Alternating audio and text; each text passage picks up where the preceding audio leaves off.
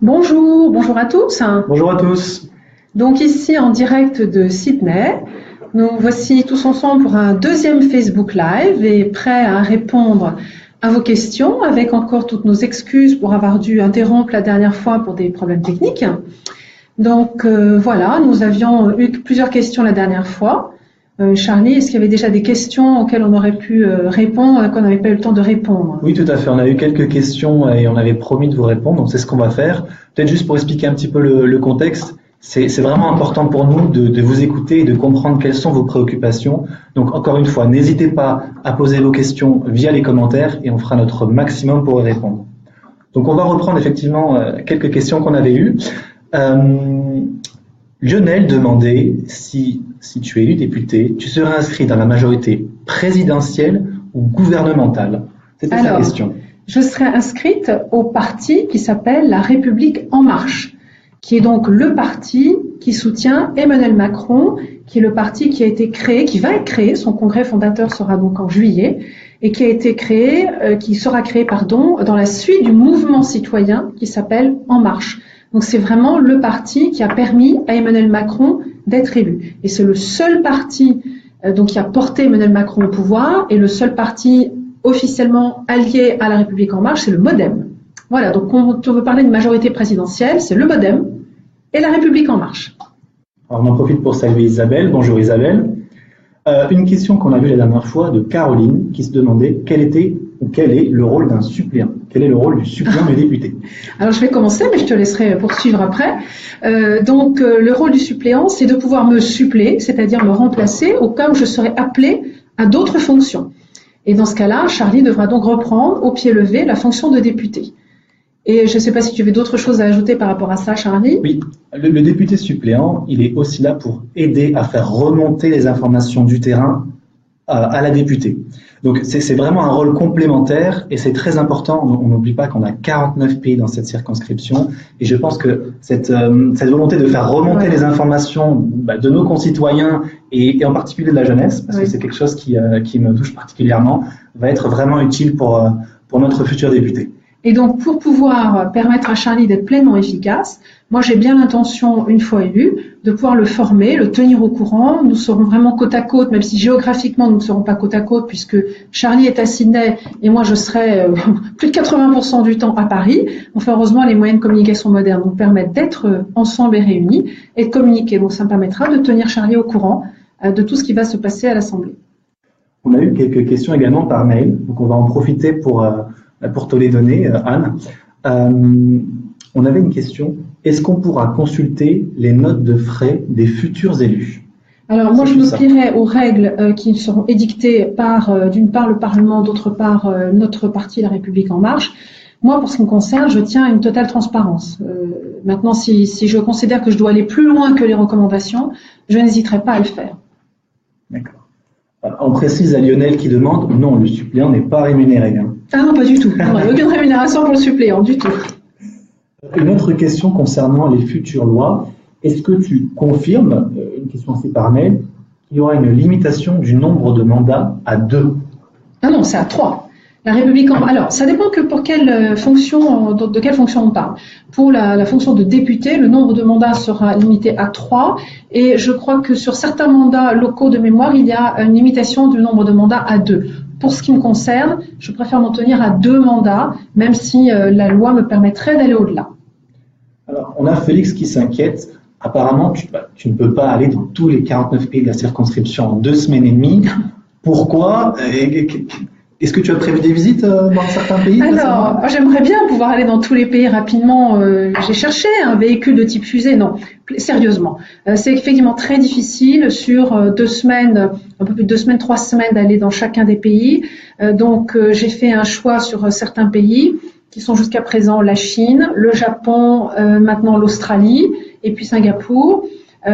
Ensuite, entre les 2 tours, nous verrons. Nous n'avons pas encore arrêté quels sont les pays où j'irai, mais je me déplacerai à nouveau entre les 2 tours, c'est certain.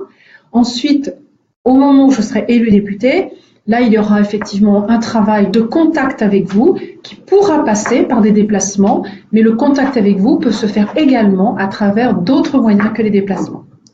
Donc oui, Quentin, vous avez bien compris, 2 mandats pour Anne. C'est bien ce que tu as dit. Oui, absolument, absolument. Pour moi, oui. Alors, on a aussi une question d'ordre international qu'on a reçue par mail. Quel serait le rôle de la France concernant les persécutions des homosexuels en Tchétchénie? Alors, clairement, Emmanuel Macron, et je le suis entièrement, cela a fermement condamné les persécutions des homosexuels en Tchétchénie. Maintenant, rappelons bien la fonction d'un député. Moi, je ne peux pas interférer et avoir un poids sur la politique étrangère de la France, sauf à travers le travail de la Commission des Affaires étrangères. Donc, en tout cas, personnellement, à titre personnel, je soutiens complètement la position d'Emmanuel Macron. C'est absolument inacceptable. Toujours une question par rapport aux Français de l'étranger sur la langue et la culture française. Comment faire rayonner cette langue et cette culture française à travers le monde et notamment à travers notre 11e circonscription? Alors, il existe déjà de nombreuses structures qui permettent de faire rayonner. D'abord, la plus petite structure en termes de taille qui permet de faire rayonner notre langue, c'est chacun d'entre nous. Chacun d'entre nous, Charlie présent en Australie, moi présente à Singapour, et vous tous qui nous regardez, dont j'imagine beaucoup d'entre vous sont présents dans la 11e circonscription, nous sommes chacun un petit bout de cette culture française et de cette langue française. Ensuite, nous avons beaucoup d'autres structures que sont les instituts français, que sont les alliances françaises, que le label Flamme pour permettre à nos enfants d'avoir une scolarisation en langue maternelle française. Nous avons des labels France Éducation pour ce qui est du système éducatif. Nous avons le réseau des écoles françaises. Nous avons nos entreprises françaises. Nous avons nos produits français. Pas plus tard qu'aujourd'hui, j'ai rencontré une jeune femme qui fait de l'importation de produits français vers l'Australie. Donc, on voit que la culture française est très présente. Mais on peut, qui peut le moins peut le plus. Il faut aller beaucoup plus loin encore. Et j'aurai à cœur de pouvoir défendre et accompagner tous les projets qui nous permettront de rayonner encore plus sur notre 11e circonscription et au-delà. Une question un petit peu polémique, en tout cas qui se veut peut-être polémique, de Maxime, qui nous fait remarquer qu'il y a plusieurs candidats qui se réclament de la majorité présidentielle. Et il nous dit, peut-être aussi de façon un peu provocante, comment ça se fait que ta candidature ne rassemble pas? Alors, est-ce que c'est vrai ça? Alors, ma candidature ne rassemble pas, je n'irai pas jusque-là. Ma candidature est la seule qui correspond au parti La République En Marche, qui est le parti d'Emmanuel Macron. Donc, je suis la seule investie directement par Emmanuel Macron et son parti pour représenter et porter le projet qu'il a mis au pouvoir le 7 mai dernier.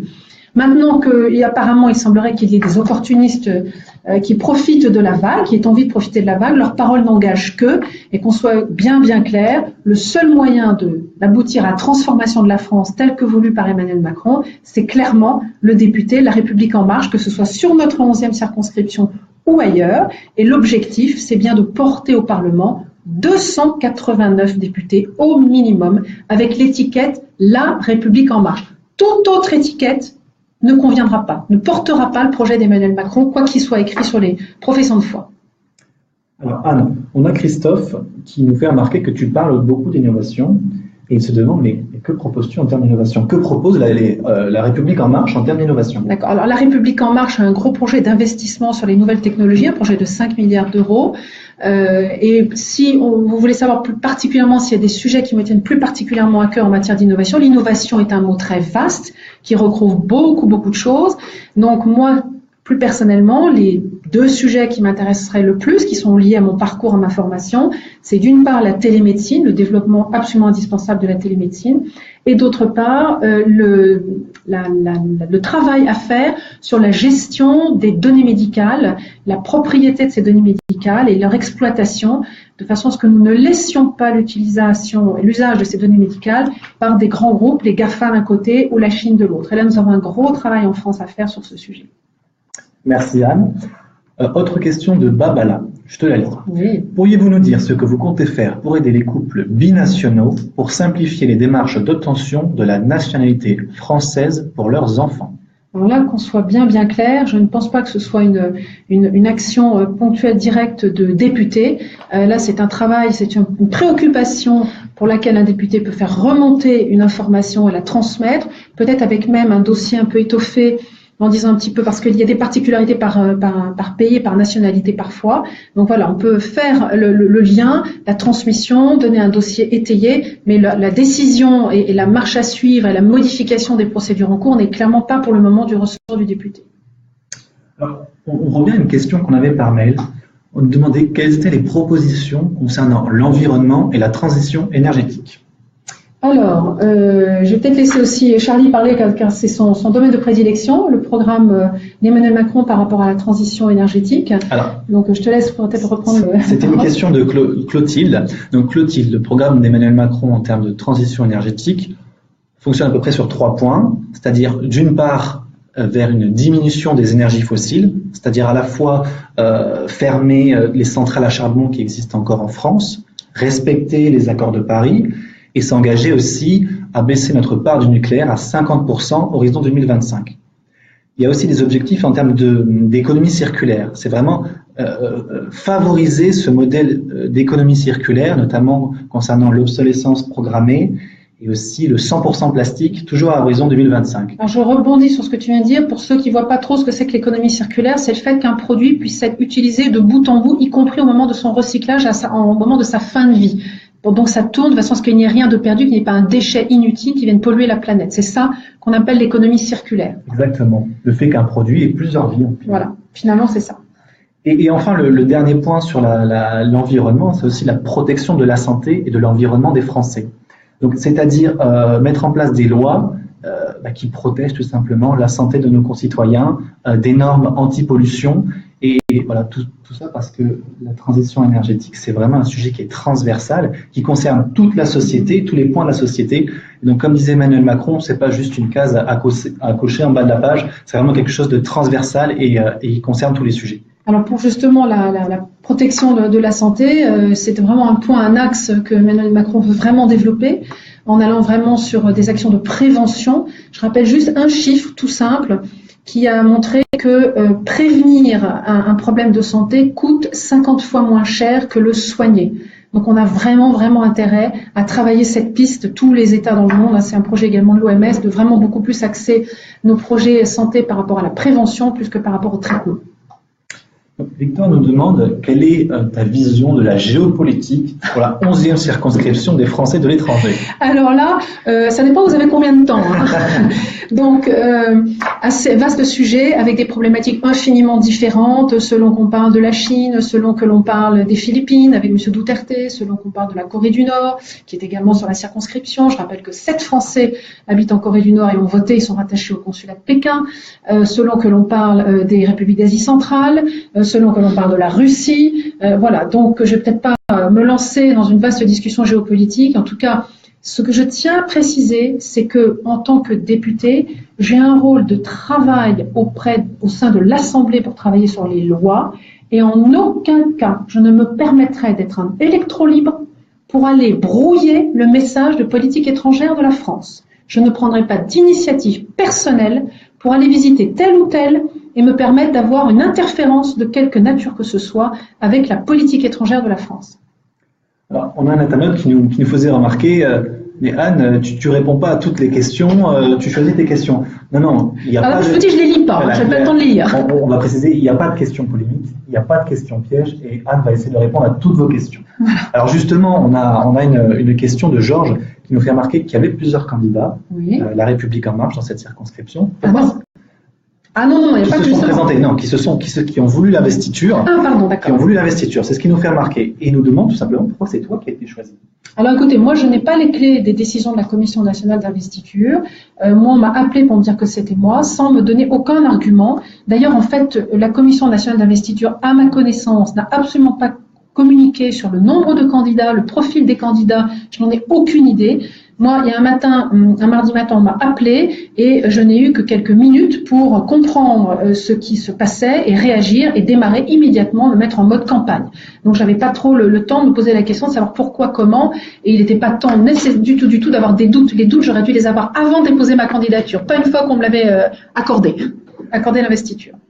Alors, on a une question de Caroline qui te demandait comment tu comptes organiser ton travail de député si tu es élu.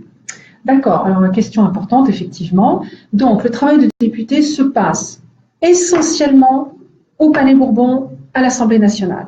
Donc, j'aurai clairement une présence assidue à l'Assemblée nationale, ce qui veut dire en pratique, puisque beaucoup de personnes m'ont déjà posé la question, j'habite à Singapour, mon foyer principal reste à Singapour, je voterai toujours à Singapour, mais je ferai exactement comme font d'autres députés qui sont en France métropolitaine ou certains dans les Outre-mer ou dans d'autres circonscriptions de l'étranger.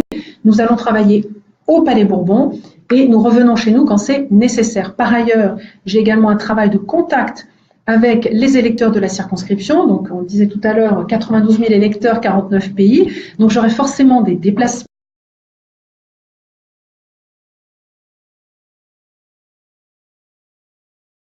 Ah, il y a un problème de connexion. Non, ça revient. D'accord.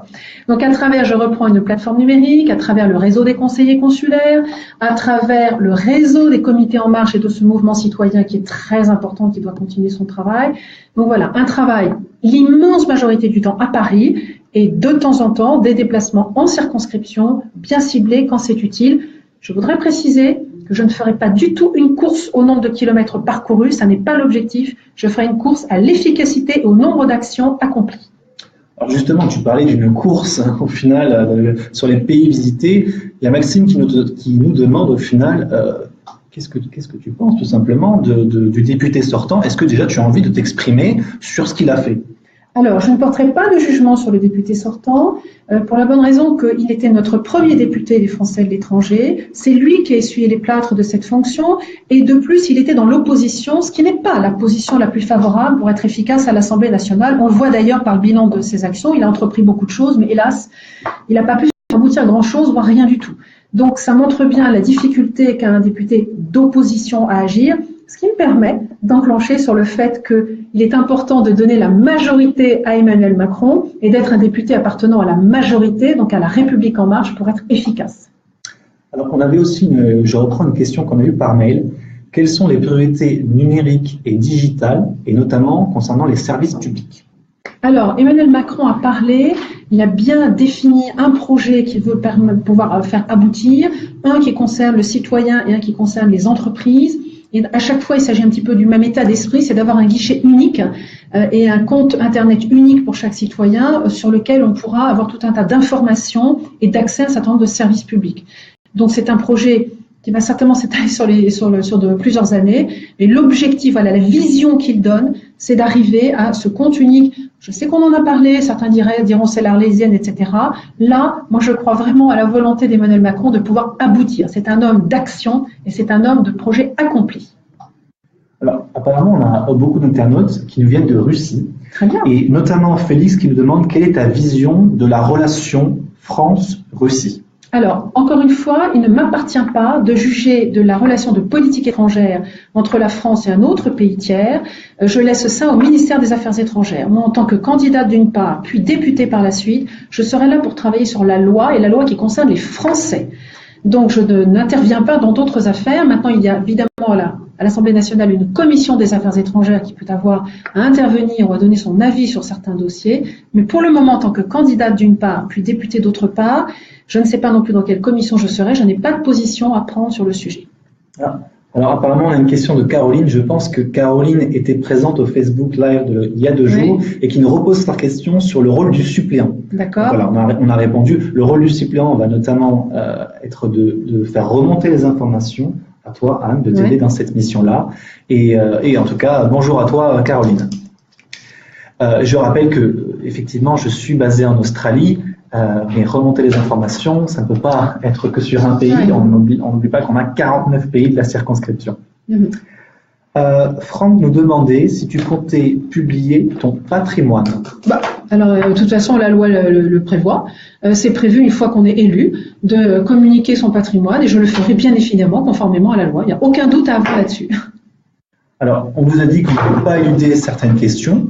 Il y a Quentin qui nous demande qu'est-ce que tu penses du débat qu'il y a autour de Richard Ferrand en ce moment? Alors, Richard Ferrand, qu'on soit très clair pour le moment, il s'agit d'une affaire qui n'atteint pas des comptes publics, il s'agit d'une affaire privée et qui concerne un marché pour lequel il n'y a pas eu de prix et de faveur. Et pour ça, je voudrais reprendre une déclaration d'une part d'Édouard Philippe et notre Premier ministre et d'autre part de Christophe Castaner, le porte-parole du gouvernement, et qui dit ceci qui me semble extrêmement important, qui est que de dire que la liberté de la presse est totale en France. La presse peut poser toutes les questions qu'elle veut. Néanmoins, la presse ne doit pas se porter en juge des affaires dont elle rapporte les faits. Voilà, j'en resterai là par rapport à l'histoire de M. Ferrand, en rappelant ce qu'a dit Édouard Philippe. Il y a peut-être un débat, mais ça n'est pas une affaire. Alors, on a une internaute qui se projette déjà dans le deuxième tour et qui nous demande est-ce que tu comptes accepter un débat avec l'autre candidat? Je ne me suis clairement pas posé la question. Nous verrons à ce moment-là. Maintenant qu'on soit bien clair par rapport à ça, un débat, une élection législative se gagne au contact des électeurs. Quand on a la possibilité d'organiser un événement, qu'on a à notre disposition un outil qui nous permet de toucher un maximum d'électeurs, alors un débat peut y trouver sa place. Il est évident que sur notre circonscription, avec tous nos fuseaux horaires, avec l'étendue géographique et avec peut-être la difficulté qu'auraient certains de rejoindre un débat, puis le support, sur quel support pourrait-on le faire, j'ai vraiment des doutes quant à l'utilité d'un débat. Maintenant, débattre avec quelqu'un qui n'a pas le même point de vue que moi, alors là, aucun problème, c'est ce qu'on fait tous les jours, et je voudrais souligner d'ailleurs que c'est aussi ce qu'on faisait au sein des comités En Marche. Tout le monde n'était pas du même avis au sein des comités En Marche, et c'est ça la richesse de ce mouvement citoyen, de pouvoir se retrouver avec des avis différents et de pouvoir réussir à trouver des manières de converger sur un sujet. C'est très enrichissant, donc j'ai aucun problème à discuter avec des personnes d'un avis différent du mien. Alors, on avait promis aussi de répondre aux questions, on n'avait pas eu le temps de répondre la dernière fois. On avait une question de Sébastien qui nous demandait quelles sont tes mesures pour les entrepreneurs présents à l'étranger? Alors, mes mesures, d'abord, ce n'est pas les miennes, hein. Je dis tout de suite, moi, personnellement, je n'ai pas de mesures. Je peux intervenir comme catalyseur, comme lion, comme source de contact entre une mesure qui existe, une idée qui existe quelque part, et puis, dans un sens, quelque chose qui existe en France, dont je peux faire part à d'autres personnes, et inversement, avoir vent, grâce à vous tous, qui êtes sur le terrain, d'une mesure d'accompagnement, de financement qui est dans un pays, et qui peut-être serait transposable en France pour nos entreprises. Donc je crois que le rôle du député, c'est d'être vraiment à l'écoute, d'être un observateur très attentif, de bien être capable de comprendre ce qui se passe, soit à l'étranger, soit en France, de comprendre ce qui manque, ce qui peut faire blocage parfois, pour pouvoir essayer d'aider à trouver une solution, sachant que la solution ne viendra pas de moi toute seule. Elle viendra éventuellement d'une loi, d'un amendement porté à une loi, d'une information transmise à des décideurs. Voilà, mon rôle en sera limité à ça, ce qui est déjà pas mal. Alors, Maxime nous fait remarquer qu'un député peut proposer des lois et aussi des amendements. Je pense qu'on est au courant. Hein. Oui, normalement, enfin, je pense que si j'étais pas au courant, ce serait inquiétant. Merci Maxime de cette information. Quentin qui nous demandait comment comptes-tu dépenser ton indemnité de député? Il fait allusion à mon indemnité de député ou à la réserve parlementaire? La réserve parlementaire. Ah, la réserve parlementaire. Alors, je vais pas m'engager directement sur le détail. D'abord, je n'en ai pas encore idée précisément, mais surtout, j'attends de voir ce que la loi sur la transparence de la vie publique va dire. Je rappelle que M. René Dosière a fait une proposition de loi dans laquelle il supprime cette réserve parlementaire. Donc évidemment, j'ai rencontré par exemple beaucoup d'associations qui avaient eu la chance ou la possibilité de recueillir des sommes grâce à cette réserve parlementaire, soit des sénateurs, soit du député. Je ne peux pas m'engager à faire une quelconque promesse sans savoir si cette réserve parlementaire sera maintenue ou pas. Donc je pourrais répondre plus précisément quand je saurai si elle existe ou pas.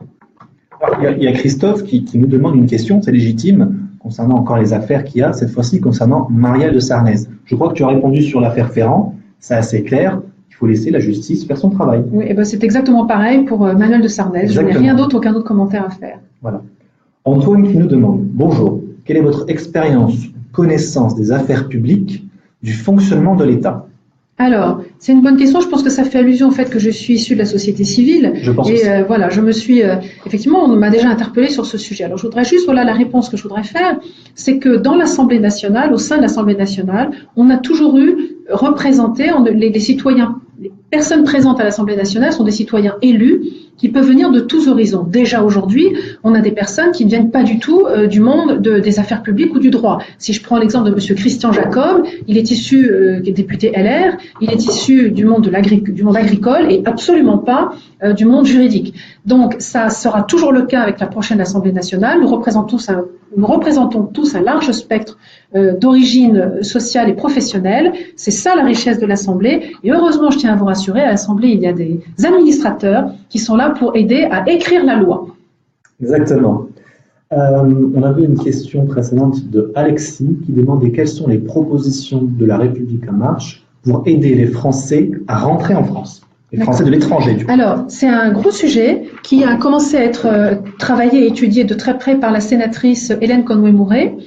qui a écrit un gros rapport sur le sujet et qui s'est également inspiré des travaux d'une Française qui a été longtemps expatriée, qui est rentrée en France et qui a une activité de conseil auprès des Français qui rentrent en France après quelques années hors de nos frontières. Et du coup, ça a permis de mettre en place une plateforme qui aide à ce retour en France à travers beaucoup d'informations qui y sont données. C'est un travail tout frais, tout neuf, qui nécessite d'être amélioré. Il y a certainement des améliorations à apporter à cette plateforme. J'en ai quelques-unes en vue déjà. Et donc, le travail des députés, pas seulement le mien d'ailleurs, mais des 10 autres députés des Français de l'étranger, sera de recueillir d'avoir vos retours d'expérience pour pouvoir améliorer cette plateforme et la rendre de plus en plus efficace. On répète encore que de toute façon, qu'on ne peut pas mettre de questions de côté. Et justement, on a une question polémique de Olivier qui fait référence à une attaque que tu as eue de la part d'un de tes autres candidats sur les liens entre ta campagne et Publicis. Tu as fait un communiqué, ça a été très clair. Est-ce que tu peux ajouter quelque chose là-dessus? Non, j'ai rien à rajouter, simplement dire que je suis tout à fait tranquille. Il s'agit de flyers malheureux qui ont été publiés et qui pouvaient tout à fait porter à confusion, mais pour qui n'ont absolument rien à voir avec l'événement. D'ailleurs, les personnes mises en cause dans ces entreprises ont immédiatement réagi. Il n'y a aucun problème, aucun doute, et nous avons même les vidéos qui permettent de témoigner de la réalité de l'événement qui n'a rien à voir avec ce qui a été insinué à travers ces flyers qui ne sont pas de notre fait. Merci au moins pour cette clarification, ce n'était pas déjà assez clair. Voilà. Une question par mail qu'on a eue de Nicolas qui demandait comment diminuer les coûts de l'éducation. D'accord. Alors, un préambule à ça, le député n'a aucun pouvoir sur la décision de ce que doivent être les écolages dans chacun des établissements des Français établis hors de France. Nous n'avons pas moyen de faire pression en plus en moins. En revanche, les leviers que nous avons à notre disposition, qui ont été clairement identifiés par La République En Marche et qui ont donné lieu à des propositions dans le programme pour les Français de l'étranger, c'est de pouvoir agir d'un côté sur les bourses scolaires attribuées aux enfants issus de familles aux revenus modestes.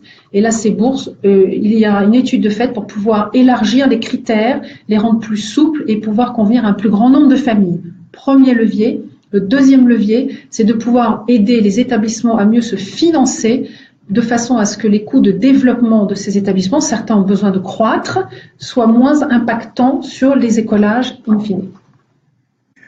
Alors, on va essayer de répondre à toutes vos questions. Juste une question précédente qu'on avait eue, c'était de Christophe qui demande quel serait le rôle de la France par rapport aux réfugiés.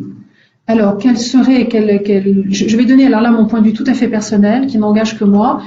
J'aimerais qu'un jour la France puisse avoir une fonction d'accueil tout à fait comparable à ce qu'a pu faire l'Allemagne. Voilà, mais c'est un souhait qui n'engage que moi et je me rangerai à ce que M. Emmanuel Macron et son gouvernement pourront faire, et je n'ai aucun doute sur le fait qu'ils auront à cœur de développer l'accueil des réfugiés en France. Alors, Gilbert qui nous demande, la suppression de la réserve parlementaire serait navrante pour nous les associations. Bien sûr. Nous en avons besoin. Est-ce que vous allez défendre cette réserve parlementaire ou accepter sa suppression? Je me rangerai à l'avis qui sera pris. Je pense que la décision sera tranchée au niveau du Premier ministre et du Président de la République et pas au niveau des députés. C'est la loi sur la transparence de la vie publique, a priori, va être passée dans ce que j'en ai compris, par ordonnance. Donc le Parlement donnera son avis pour autoriser le gouvernement à statuer par ordonnance, mais il ne devrait pas y avoir de débat au Parlement concernant cette loi sur la transparence de la vie publique. Alors Maxime nous a remarqué qu'Emmanuel Macron avait réuni des personnes de droite, de gauche et du centre, et qui nous demandait si toi tu étais plutôt de droite, de gauche ou du centre. Pourquoi? Est-ce que c'est important? C'est sa question. Est-ce important? Est-ce que c'est important? Je pose la question. C'est pas le problème. Le problème, c'est de porter Emmanuel Macron, c'est de porter son projet et que la France se transforme. Voilà. Donc, c'est pas du tout, la question n'est pas du tout de savoir si on est de droite ou de gauche. Je pense que Emmanuel Macron l'a suffisamment démontré jusqu'à présent. Et l'objectif, c'est vraiment de porter un projet et d'arriver à cette transformation de la France. On en a tous envie, et je crois que quand on voit le pourcentage de Français qui se sont exprimés le 23 avril d'abord, puis le 7 mai, nous sommes tout de même une majorité à avoir envie d'aller vers cette transformation au-delà de toute coloration politique. Et le gouvernement en est la parfaite illustration. Franck nous demande quelle va être la position du gouvernement sur les crédits accordés à l'AEFE. Alors, M. Macron ne s'est pas spécifiquement prononcé sur ce sujet à travers son programme. Il a simplement une vision qui est de permettre de maintenir ce label AEFE et cette structure AEFE en soutien à tous nos établissements. À quelle hauteur budgétaire, il n'est pas allé dans ce niveau de détail.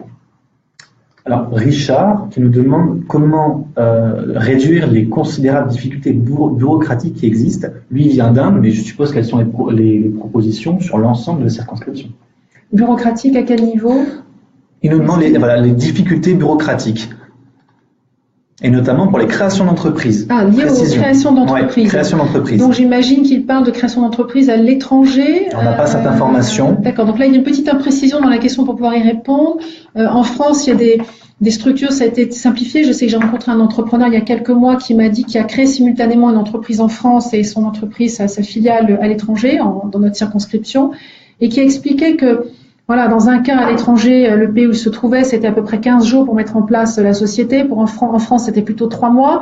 Voilà, donc il y a clairement une bureaucratie derrière, des rigidités, des blocages. Mais je voudrais rappeler que sur le plan administratif, il peut y avoir des blocages, mais il y a aussi parfois des blocages qui ne sont pas seulement liés à la rigidité administrative. Je sais qu'aujourd'hui, la mise en place juste de la structure juridique entreprise en France est relativement rapide, mais il y a d'autres difficultés liées notamment, par exemple, parfois à l'ouverture du compte bancaire, à la mise à disposition des fonds, à l'obtention d'un prêt, qui sont autant de blocages et de ralentissements dans la mise en place d'une société en France, sur lesquels, évidemment, M. Macron a clairement dit qu'il voulait pouvoir agir.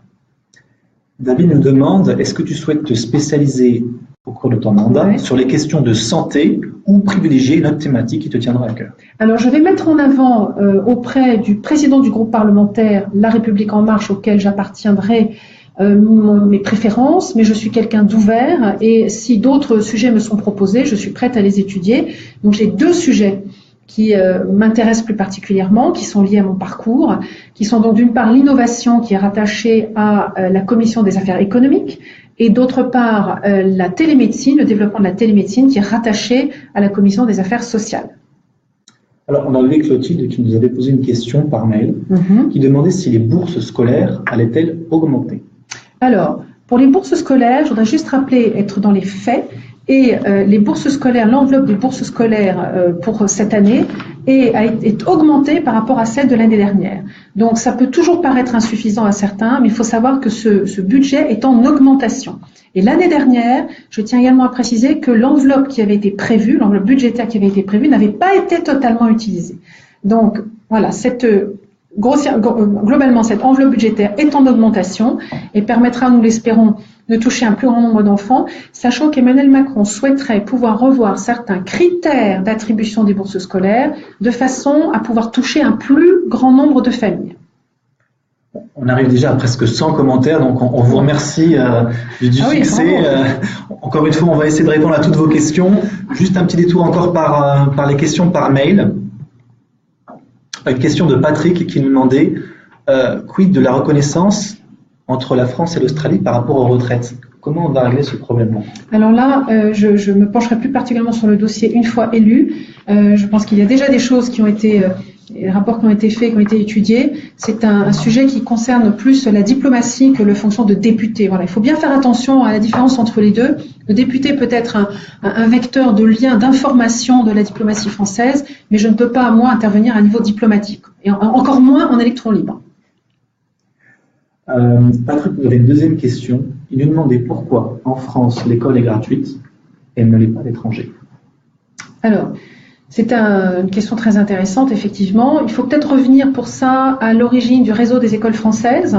Le réseau des écoles françaises existait tout à fait à l'origine pour pouvoir offrir à des enfants qui n'étaient pas forcément français à l'époque, dans des pays étrangers, une éducation à la française, et c'était clairement un moyen d'attirer des talents qu'ensuite la France souhaitait pouvoir faire venir en France pour venir pour leurs études supérieures, développer des talents, et après ces enfants, une fois éduqués à la norme française, avaient pu développer un réseau, rentrer ou non dans leur pays, et ça permettait d'établir entre la France et ces pays des relations privilégiées. C'était vraiment ça la raison. Et parfois, il s'agissait de pays où l'éducation n'était pas forcément facilement accessible sur le plan financier. Donc aujourd'hui, nous savons que une bonne partie des élèves des réseaux des écoles françaises, à peu près 60%, sont toujours dans une configuration d'enfants étrangers dans nos réseaux, dans notre réseau, et nous avons aussi 40% des enfants qui, eux, sont des petits Français. Et notamment dans notre 11e circonscription, là, en revanche, la proportion est tout à fait décalée. C'est une majorité de petits Français qui sont dans notre réseau.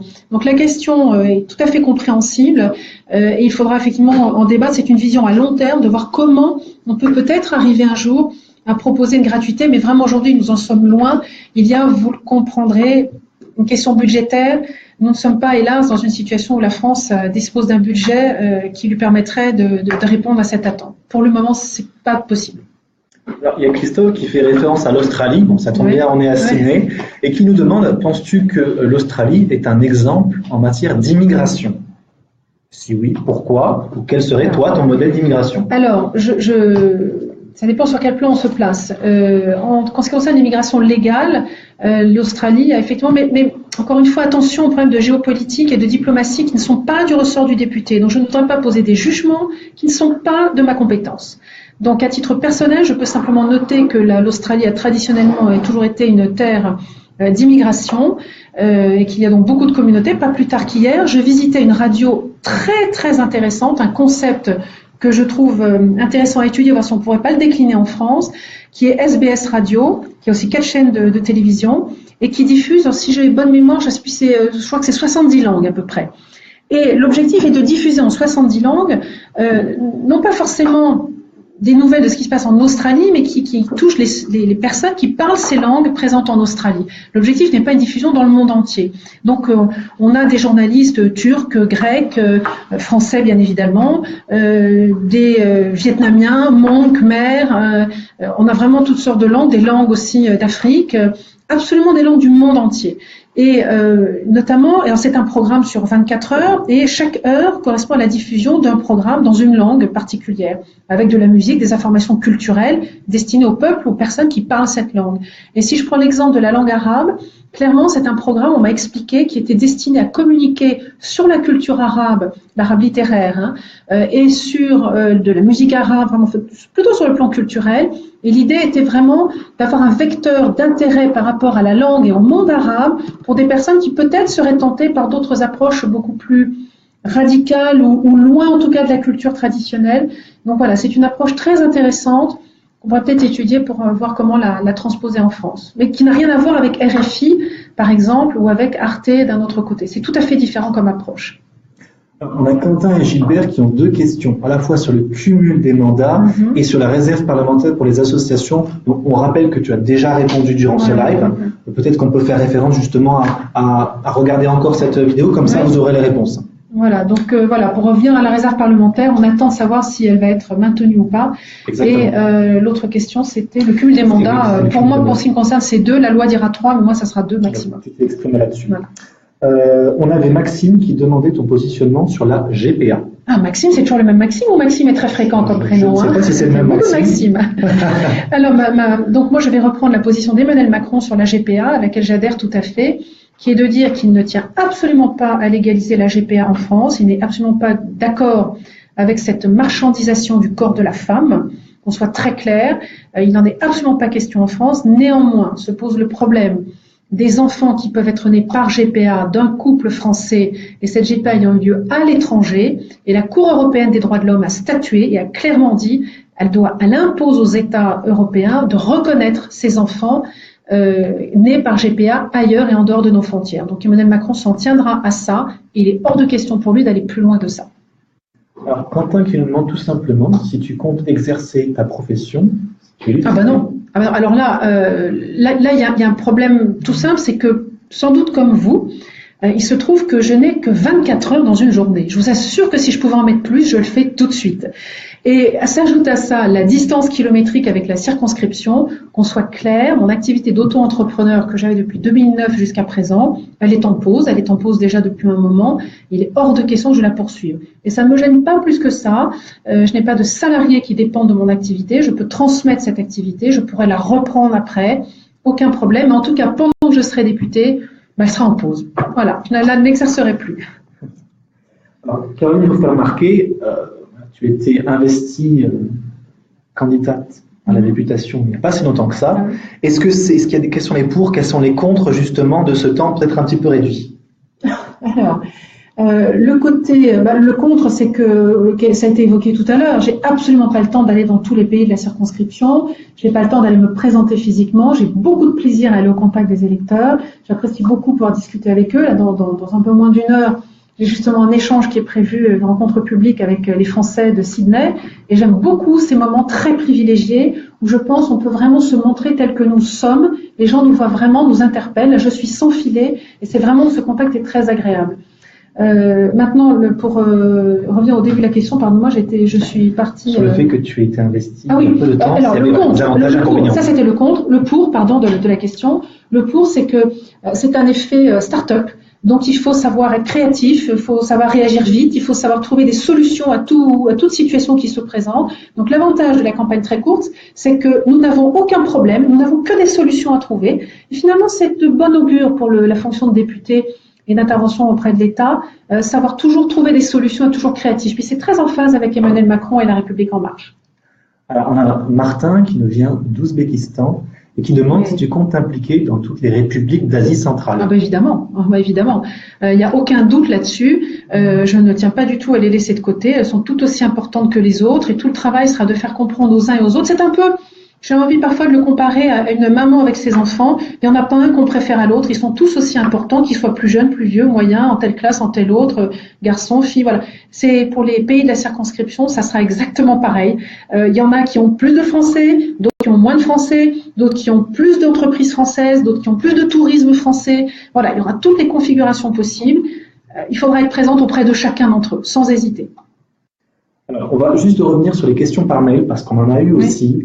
Un internaute qui nous demandait, qui nous faisait remarquer qu'il y avait certains Français qui partaient à l'étranger et qui continuaient à bénéficier de Pôle emploi. Quelles vont être les mesures justement pour éviter ce problème-là? Alors, je ne sais pas quelle est la proportion de Français concernés par cette situation. Maintenant, s'il y a effectivement un vide juridique par rapport à ça, il y aura lieu de l'étudier et de voir en quoi cette situation est préjudiciable, notamment à la structure Pôle emploi et à l'équité de traitement avec d'autres Français, si ça devait être le cas. Voilà, donc je ne peux pas me prononcer plus que ça pour le moment. En tout cas, je voudrais également ajouter une chose, c'est que Emmanuel Macron souhaiterait en revanche pouvoir développer au sein de Pôle emploi des compétences pour les Français qui sont à l'étranger et qui reviendraient en France en situation précaire ou sans emploi pour pouvoir avoir des compétences adaptées à ce profil particulier qui est tout à fait différent de ce qu'on peut trouver en métropole avec des personnes qui ne seraient pas parties à l'étranger plusieurs années. Alors Anne, ça fait maintenant à peu près 45 minutes. Oui, le temps passe très vite, on va pas le temps passer. Live. Donc on devrait s'arrêter dans environ un quart d'heure, donc on vous incite encore une fois à poser vos questions. On va essayer d'y répondre au maximum. Une question justement d'un internaute qui demandait ta position sur la légalisation du cannabis. Alors je suis absolument contre et je crois que M. Emmanuel Macron a eu la même position. Je ne crois pas du tout que ce soit une bonne chose. Et puis de toute façon, les pays où ça a pu être légalisé, nous n'avons pas encore le recul suffisant pour voir quel peut en être l'impact véritable. Je comprends l'idée. Pour le moment, Emmanuel Macron a simplement demandé, si je ne m'abuse, que les amendes soient perçues immédiatement et non pas différées dans le temps. Voilà. Mais il n'y a pas de légalisation au programme, au projet, pas du tout.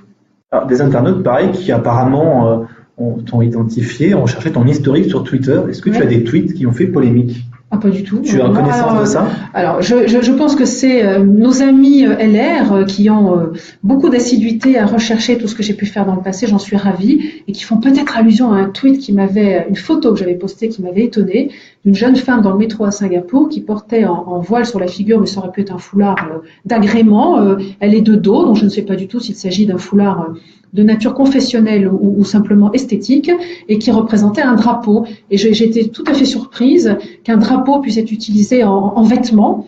Et je m'étais demandé, tiens, moi française, que pourrais-je penser que mon drapeau français soit utilisé en vêtements quelque part dans le monde, que ce soit un foulard, une écharpe ou une jupe.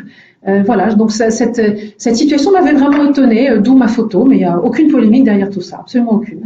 Tu vois, ta réponse, je pense, va en étonner certains, parce que certains internautes pensaient qu'on allait éluder les questions, cacher les questions. Non, on va répondre au maximum de questions. Et encore une fois, il n'y a pas de questions pièges, pas de questions polémiques. Je suis là pour répondre à toutes les questions. Et je remercie nos amis LR d'aller jusqu'au bout de leur propos. Exactement. C'est très bien, parfait. Merci à vous.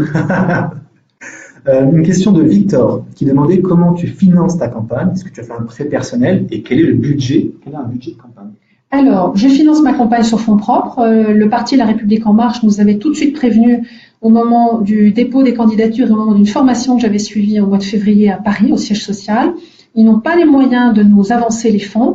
Donc, pour ma part, j'ai choisi de fonctionner sur fonds propres et j'ai un certain nombre de collègues qui ont négocié un emprunt et le parti La République En Marche a pu négocier des conditions acceptables avec une structure bancaire en France, que je ne citerai pas parce que je n'ai pas raison de faire de la publicité, mais qui a beaucoup aidé beaucoup d'entre nous.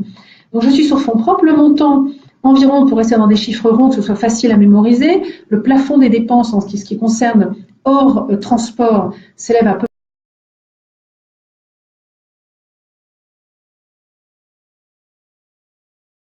avec une campagne sur 2 semaines et demie, dépasser 70 000 euros, c'est assez difficile, donc je n'y arriverai absolument pas, j'en serai fort loin. Et de ces 70 000 euros peuvent être remboursés jusqu'à 47,5%, ce qui fait à peu près donc un peu plus de 30 000 euros. Voilà, donc il faut dégager déduire des frais fixes liés au parti La République En Marche, il y a un expert comptable, mais tout ça est très transparent, donc j'ai aucun problème pour en parler. Et voilà, donc je serai loin de ces 30. Moi, je me suis mis des barrières pour être sûr d'être tout à fait dans les clous, et je ne devrais vraiment pas dépasser, loin s'en faut, les 31 000 euros de budget de campagne, plus un budget de transport qui lui est séparé, qui s'élève à peu près 47 000 euros. Et là aussi, j'ai beau me déplacer beaucoup en ce moment, j'en suis très très très très loin. Je ne voyage pas en first, donc le budget sera loin d'être atteint. Comme une célèbre émission française, c'est le moment de la carte blanche, Anne. Est-ce que tu aimerais expliquer une mesure qui te tient particulièrement à cœur? Particulièrement à cœur, une mesure particulièrement à cœur. Alors une mesure sur laquelle j'aurai un impact direct, personnel, sachant que je vais travailler avec un groupe, avec une majorité parlementaire. Je crois que vraiment toute mesure, ça ne sera pas une particulière, mais toute mesure qui permettra de lever les blocages et de libérer le marché du travail, et notamment je pense à la réforme du droit du travail à laquelle pense Emmanuel Macron, sera une bonne chose, parce que la vision derrière qui me semble essentielle, c'est que le travail aujourd'hui, c'est la dignité de l'homme. Et donc l'objectif que nous devons tous avoir, et je ne crois pas qu'aucun d'entre nous puisse être contre cette vision aujourd'hui, il nous faut pouvoir par tous les moyens donner du travail à chacun d'entre nous, seul moyen d'être digne et de vivre dignement dans notre société.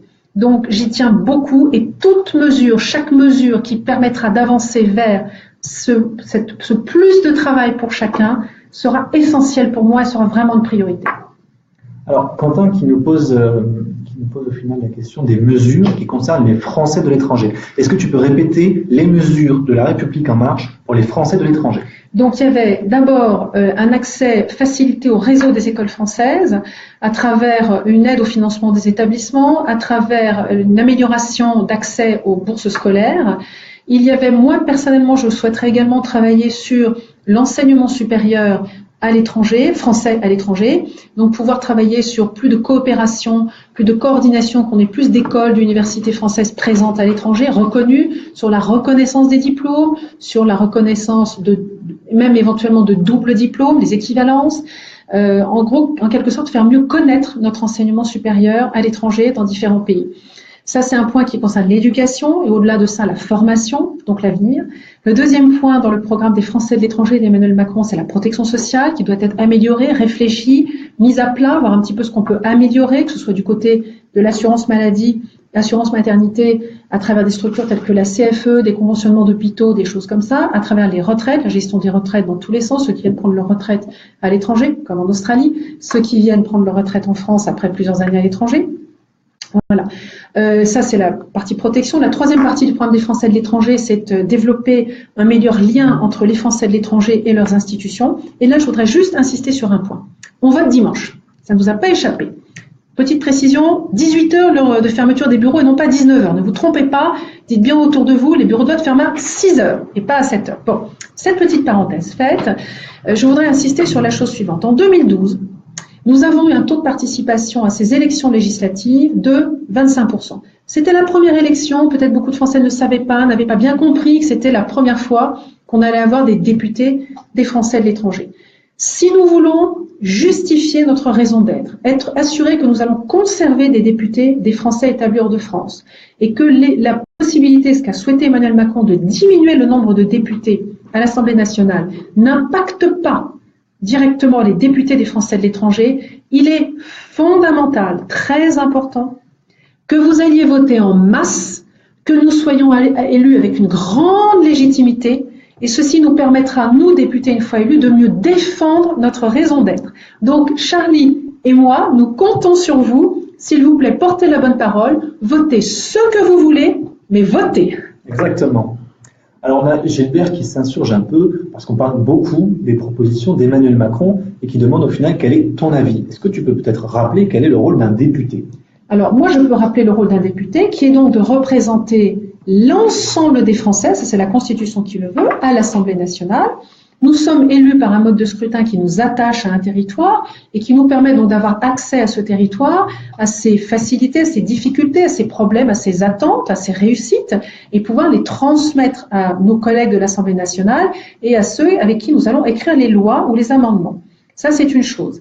En revanche, je voyais passer une question qui me demandait quel était mon avis personnel, là qu'on soit très clair également. Justement, un député n'est pas là pour donner son petit avis personnel et être un électron libre qui va interférer avec d'autres. C'est tout l'avantage d'être un député rattaché à un groupe politique clair, qui est attaché à un gouvernement clair et qui permet de porter une politique claire. Donc, mon petit avis personnel, je vous rassure, il est complètement en phase et en cohérence avec le projet d'Emmanuel Macron, sinon je ne serais pas militante active de La République En Marche. Donc, je porte ce projet avec enthousiasme, mais je n'irai pas en électron libre raconter mon petit avis sur tel ou tel sujet, si tant est que j'en avais un, différent d'Emmanuel Macron. Merci pour ça. Clotilde nous demande quelle est ta position sur la vaccination obligatoire. Alors, la vaccination obligatoire, alors je ne suis pas sûre que le député ait beaucoup à dire là-dedans. On a un conseil de santé publique qui donne son avis là-dessus. La vaccination obligatoire, je peux avoir une position de médecin. Je rappelle juste que la vaccination est le moyen qui a sauvé des millions d'enfants dans le monde, que là, on est sur le point d'aboutir à la quasi-éradication de la polio. L'autre maladie qui avait été éradiquée dans le passé, c'est la variole. On n'a plus de vaccination contre la variole. Grâce à la vaccination, on a sauvé des millions d'enfants dans le monde et la maladie a disparu. La poliomyélite, on est sur le même chemin. Il est resté encore quelques foyers en Inde qui nous ont obligés d'attendre un petit peu. Comme j'ai l'OMS, d'abord, c'est pas la France, ça se décide au niveau de l'OMS. La suppression d'une vaccination. Donc, la vaccination est vraiment un projet remarquable qui permet de sauver des enfants dans le monde. Un autre exemple, la rougeole. Pardonnez-moi, là, je parle avec enthousiasme, mais c'est quand même mon métier. La rougeole, qui est quand même, je rappelle, la première cause de cécité dans le tiers-monde. J'aime pas dire le tiers-monde, c'est un vieux mot qu'on n'utilise plus beaucoup maintenant. Mais voilà, une vaccination qui sauve des millions d'enfants de la cécité. Donc voilà encore une vaccination absolument extraordinaire. Maintenant, je ne vais pas rentrer dans le détail de toutes les vaccinations, il me faudrait plusieurs heures pour tout vous expliquer. Tu ne vas pas pouvoir parce qu'il nous reste environ 8 minutes pour répondre aux questions des internautes. On va passer à la prochaine question, oui. Une question de Victor qui nous parle justement de la loi sur la moralisation de la vie politique, notamment sur la restriction des critères d'accession aux fonds publics pour les partis politiques. Est-ce que tu peux nous rappeler en quoi consiste cette loi de moralisation de la vie politique ? Donc l'idée, c'est d'être beaucoup plus transparent sur l'utilisation des fonds publics et sur le financement, sur le mode de financement des partis politiques. Voilà, donc je ne vais pas rentrer dans tous les détails de ce projet, de cette proposition de M. Dosière, qui est en train d'être étudiée par M. Bayrou et M. Édouard Philippe. Voilà, donc en tout cas, l'objectif, c'est de rendre les choses beaucoup plus transparentes, qu'on sache exactement à quoi sert chaque euro public donné soit aux députés, soit aux sénateurs, soit aux partis politiques. Et on en a vraiment, vraiment besoin. Je rappelle aussi que ça touche un autre aspect du fonctionnement de notre vie politique, qui sont les fonctions de conseil. On veut essayer d'éviter les conflits d'intérêts. C'est extrêmement important qu'il n'y ait pas de conflit d'intérêts entre les fonctions publiques que nous pouvons exercer les uns et les autres et notre entourage, et puis que les familles ne soient pas associées à notre travail lié à l'État. Alors, une question encore de Clotilde qui nous demande « Comment ferez-vous pour la reconnaissance des diplômes, sachant que seuls les ordres sont décisionnaires concernant les médecins ?» Donc en fait, ta position sur la reconnaissance des diplômes. Alors, à l'étranger? Les ordres ne sont pas les seuls décisionnaires. Les ordres ont un rôle à jouer, mais ensuite il y a un rôle tout à fait diplomatique. Pourquoi est-ce que certains pays ont reconnu le diplôme de tel ou tel pays et pourquoi pas tel autre? Pourquoi un pays reconnaît les diplômes de 2 universités en France et pas des 20, 30 ou 40 autres pour le même diplôme? Voilà, donc là il y a un travail à faire d'explication. La décision peut revenir à une instance de type ordre quelconque, médecin, avocat, architecte, tout ce qu'on veut, mais l'explication, la pédagogie à faire avant, en amont, pour permettre à cet ordre de prendre des décisions, voilà, c'est là qu'on peut jouer un rôle. C'est pas moi, effectivement, qui vais décider d'accorder un double diplôme, une reconnaissance de diplôme. C'est un travail de pédagogie, de relation. Alors, figure-toi, Anne, qu'on a beaucoup de questions sur tes propres propositions de loi. Oui. On rappelle qu'un député, il est là pour voter les lois, il peut aussi saisir le Conseil constitutionnel, Oui. et il peut déposer des propositions de loi. Oui. Il y a des internautes qui nous demandent déjà quelles seraient tes premières propositions de loi. Alors, pour le moment, j'ai justement à Singapour une équipe qui travaille là-dessus, et donc je ne souhaite pas pour le moment communiquer dessus, mais j'ai déjà une équipe, en tout cas, rassurez-vous, qui travaille sur le sujet et sur ce que je pourrais faire les 5 années à venir. Florence qui nous donne une question assez intéressante. Mis à part Emmanuel Macron, quels sont les leaders politiques, passés ou présents d'ailleurs, qui t'inspirent? Alors, un homme politique m'inspire à partir du moment où il offre une vision, d'une part, qu'il sait se projeter dans l'avenir, offrir un projet politique et une méthode. Et si je prends les années les plus récentes, des gens qui avaient des visions, alors je peux les partager ou ne pas les partager, mais certainement Barack Obama, même si on sait qu'il a été tout à fait empêché dans sa façon d'agir puisque le Congrès n'était pas de son parti politique. Donc Barack Obama est certainement un modèle dans sa capacité à avoir une vision et à entraîner les gens derrière lui, à avoir le charisme suffisant pour convaincre. Ensuite, si on s'en tient à la politique française en tant que telle, récemment, franchement, il n'y a pas vraiment d'homme politique qui m'a inspiré. La preuve, j'étais absolument pas engagée en politique et je n'avais aucune envie de m'encarter quelque part.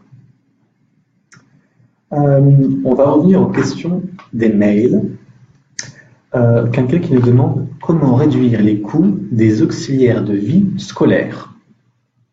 Alors là, je ne peux pas avoir la réponse précise car moi, en tant que députée, je n'ai aucun pouvoir. Si je le pouvais, je le ferais sur le montant total, le coût d'une auxiliaire de vie scolaire, qui peut d'ailleurs ne pas être le même selon le pays dans lequel on se trouve. Donc, en revanche, essayer de comprendre en quoi l'État français peut avoir un rôle à jouer, comment il peut être une aide, soit directement sous forme d'un financement, soit autrement sous forme d'autres aides ou supports. Oui, il faut étudier. Et là, le rôle du député, j'en reviens toujours à ça, c'est d'avoir les informations, de pouvoir ficeler un dossier, de pouvoir le présenter, de pouvoir être pédagogique avec ceux qui, in fine, seront décisionnaires. Mais moi, toute seule, je suis désolée, je n'ai pas le pouvoir de modifier ce montant. Alors, on a Alexis qui se demande, mais pourquoi aussi on prend les questions des mails alors que c'est un Facebook Live? On rappelle qu'on reçoit beaucoup de questions et on trouve que c'est normal tout simplement d'essayer d'y répondre. Encore une fois, le lien entre la députée, son suppléant et vous, les Français de l'étranger, est extrêmement important. Et on veut vous écouter, on veut vous entendre et on veut répondre à vos questions. Toutes les voix sont les bonnes. Et d'ailleurs, une fois élue, je tiens à mettre en place différentes structures qui me permettront de garder le contact avec vous. Et ça peut être les mails, ça peut être une plateforme sous forme de blog, voilà. Je crois, Charlie, qu'on arrive au terme. 58, là, ça y est, il va falloir mettre un terme à ça. Maintenant, nous sommes attendus tous les deux dans une réunion publique avec les Français de Sydney. Donc, il va être temps de vous quitter, mais je rebondis sur ce qui vient de t'être dit. Les mails vont continuer, donc n'hésitez pas à continuer à nous alimenter de questions par mail et on fera tout notre possible pour pouvoir y répondre dans des délais raisonnables. Merci beaucoup, merci à tous de nous avoir écoutés, merci pour vos questions et puis on se revoit très bientôt.